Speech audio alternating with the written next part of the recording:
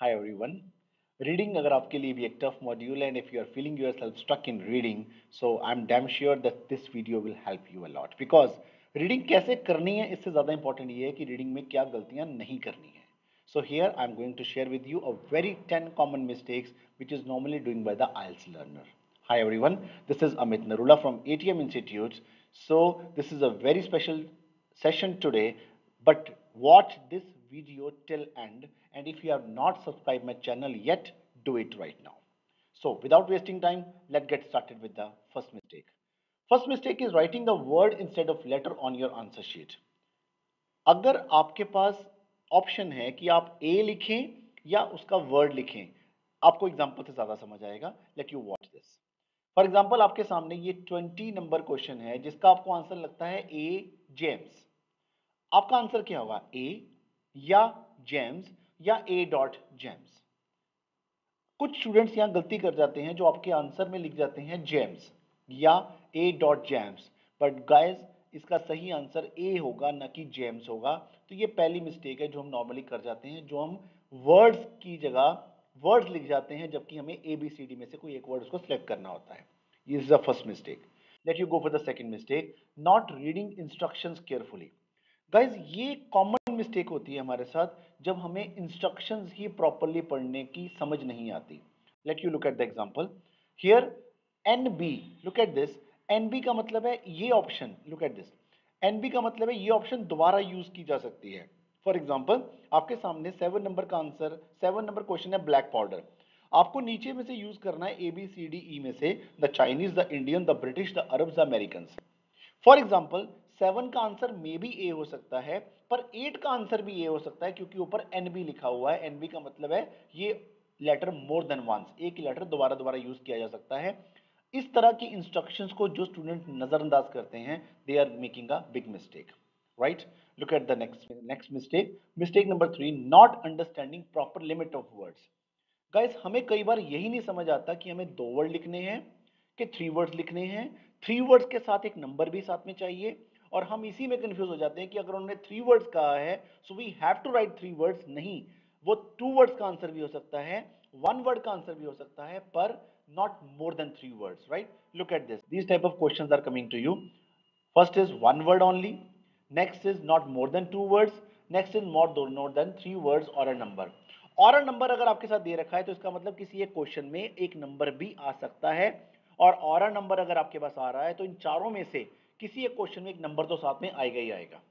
So be sure कि आपने ऊपर वर्ड की लिमिट को ध्यान से पढ़ लिया है, and then you are able to give you the answer. It could be more easy for you to give you the correct answer. Move on to the next mistake, guys. Not completing the sentence grammatically. Guys, there are some answers जो incomplete होते हैं without prepositions. For example, यहाँ देखिए, कई बार singular और plural की mistake है. वो देखिए प्लूरल नाउन्स है आपके सामने जिसमें काउज आना है, अगर आप काउ लिखेंगे तो आंसर गलत है. अब आर्टिकल्स में अगर आप अल्टरनेटिव लिख रहे हैं पर एन अल्टरनेटिव नहीं लिख रहे हैं क्योंकि ये आंसर ग्रामेटिकली यहाँ चाहिए था, तो भी आपका आंसर गलत हो जाएगा. विद वाटर ये प्रेपोजिशंस के साथ आना जरूरी है, और एडजेक्टिव में is sweet then sweet, sweeter, sweetest क्या आना चाहिए, ये मैटर करता है आपकी ग्रामेटिकली एरर्स के कारण.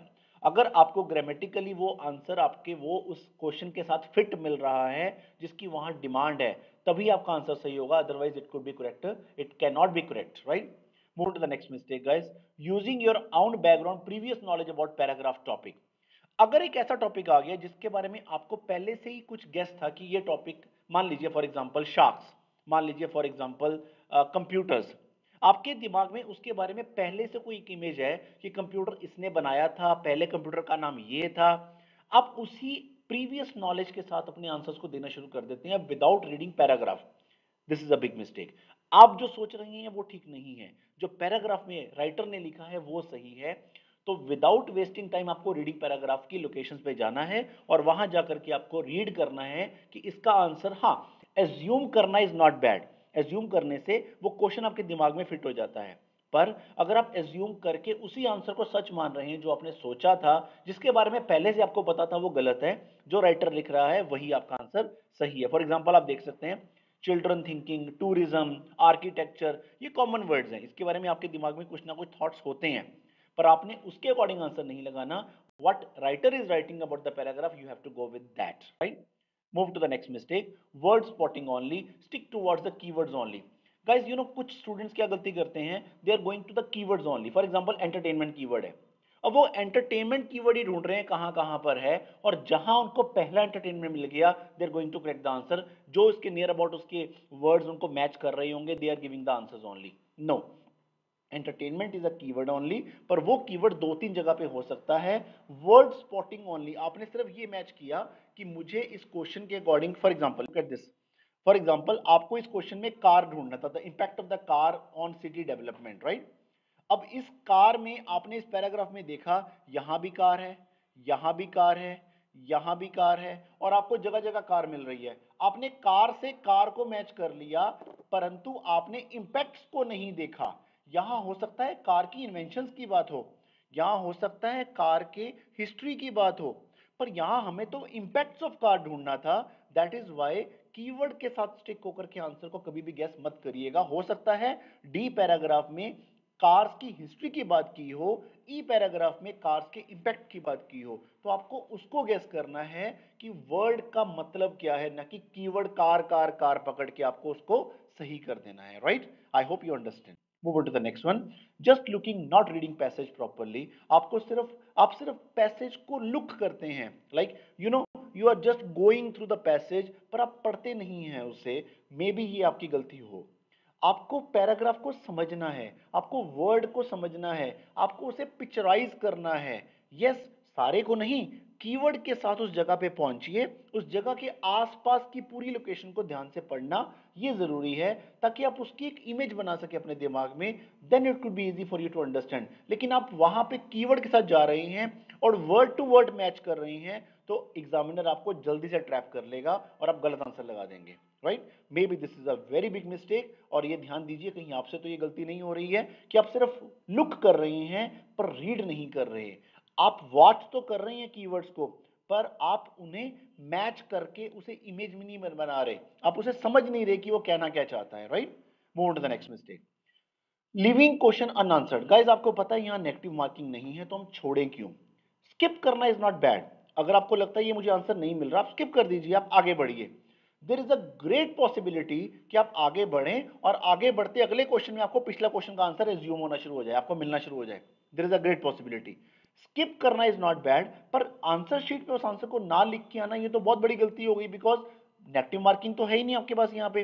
सो why you are living the answer, this is a very big mistake. तो आप ये गलती ना करें.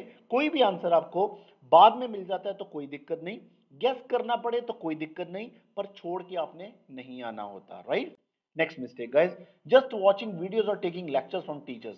Guys, you are watching my video, you are watching another videos as well, you are maybe reading. ठीक है, आप लेक्चर सुन रहे हैं, आप टिप्स सुन रहे हैं किसी से, आपको लगता है आपको रीडिंग आ गई. नहीं गाइस, आपको बिकमिंग अ पैसिव लर्नर बनना है, नहीं, जबकि आपको एक्टिव लर्नर्स बनना है. पैसिव लर्नर जो चीजों को समझ रहा है, एक्टिव लर्नर जो चीजों को करके देख रहा है. राइट, आई एम श्योर अगर आप उस रीडिंग को करेंगे तो गलतियां कुछ अलग होंगी बजाय किसी और के. राइट, जब आप इन गलतियों को करेंगे, उसे सीखने का मौका मिलेगा, तभी वो गलती दोबारा नहीं होगी. तो become a active learner, not as a passive learner. इसलिए आपको बार बार से कोशिश करनी है. आपको सिर्फ वीडियोस देख करके टिप्स की, आपको तीन चार रीडिंग्स को देख करके सॉल्व की हुई, उससे आपका सॉल्यूशन नहीं आएगा. Be sure about. Guys, next mistake, next is don't practice with timer strictly. ये मिस्टेक है, स्टूडेंट नहीं करते ऐसा, इसलिए इसको मैं बहुत बड़ी गलती मानता हूं. गाइस, एग्जामिनेशन के टाइम पे आपके सिर पर टाइमिंग की तलवार चल रही होती है. राइट, आपको पता होता है कि टाइम हो रहा है, हर 5 मिनट बाद आपका टाइम पर ध्यान अपने आप से जाता है. ये रोज क्यों नहीं हो सकता, why you are not practicing every day. आपको रोज टाइम के साथ प्रैक्टिस करनी है. प्लीज मेरा ये टिप समझ लीजिए. इस मिस्टेक का अल्टरनेटिव टिप क्या है, आपको रोज प्रैक्टिस करनी है टाइमर के साथ. 1 घंटे में आपको पूरी रीडिंग करनी है. पूरी रीडिंग नहीं हो रही, कोई दिक्कत नहीं है. 28 क्वेश्चन होते हैं, 30 क्वेश्चन होते हैं, छोड़ दीजिए, पर अपने आप को बांध लीजिए टाइम के साथ कि मुझे 1 घंटे बाद रीडिंग छोड़ देनी है. और मैं टाइम के अकॉर्डिंग नोट करूंगा कि मेरी स्पीड क्या है. If you are able to get 28 question, it's okay, पर अगली बार 30, 32, 34 क्वेश्चन को पूरा करने की कोशिश करेंगे आप. Right, so guys, these are the 10 mistakes which is normally doing by the IELTS learners. मुझे उम्मीद है आप ये गलतियां नहीं करेंगे, और अगर आप ये गलतियां कर रहे थे तो इसे इंप्रूव करें. I am damn sure you will get your band scores highly. Thank you very much for watching this video. Once again, subscribe this channel if you have not done yet. Thank you very much. By Amit Narula. Bye bye.